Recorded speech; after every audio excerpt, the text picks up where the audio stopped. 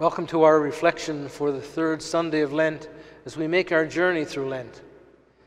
We have lots of conversations each day. Some are trivial. Some of these conversations exchange information.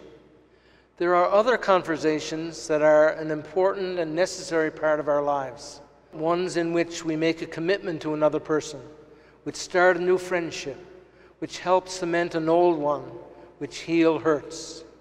These are the conversations which add quality to our lives. We need to have them, and they are life-shaping. We need to have them if our life is to have deeper meaning, if we are to live more than a superficial life. That's the kind of conversation the Samaritan woman had with Jesus by the well, a conversation of significance. When she arrived at the well, Jesus made an embarrassing request: "Give me a drink." The request was embarrassing in many ways because of the barriers between Jesus and the woman.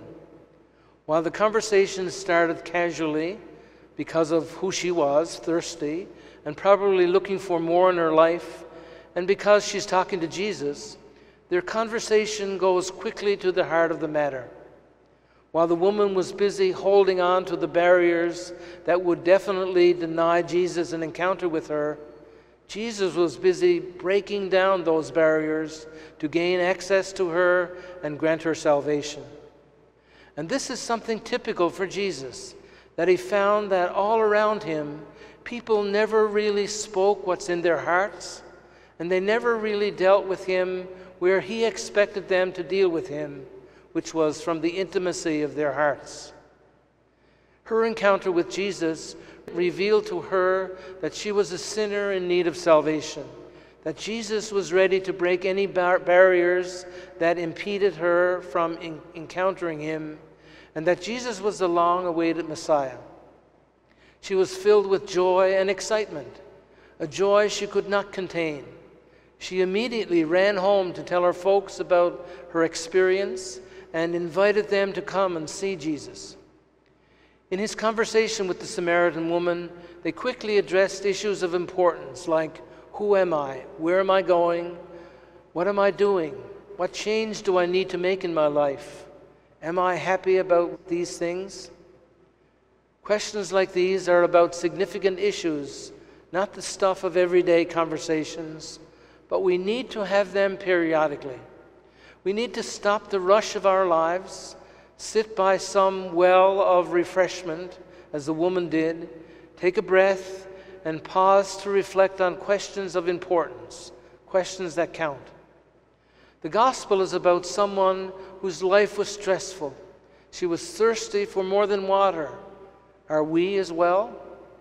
She was willing to engage Jesus in a conversation that counts, willing to listen to what he had to say to her. She was willing to change.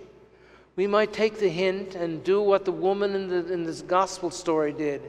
She sets a wonderful example for us in the midst of Lent.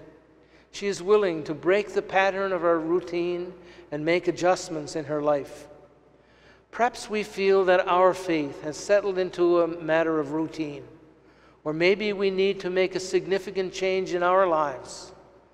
If, like the Samaritan woman, we find ourselves spiritually parched and dry of spirit, then we are potential perfect recipients of what God has to offer us this Lent. The gospel story reveals that God is offering us much more than we now experience, much more than we could expect or imagine from God. Jesus is always ready to break barriers in our lives and so to reach us. However, we behave like the Samaritan woman, looking for and holding on to barriers that alienate us from the love and mercy of God. As with the Samaritan woman, our encounter with Jesus fully opens our lives to him, and we experience his love and mercy. This urges us on with a desire of sharing God's love and salvation with everyone, inviting them to come and experience it for themselves. Lent is a time to enter into a conversation of significance. Shall we engage God as the woman did at the well?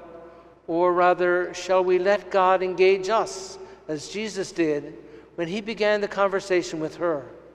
Shall we enter into a conversation of significance this Lent, a conversation that counts, and be open to the joy that arises as we experience the gift of God?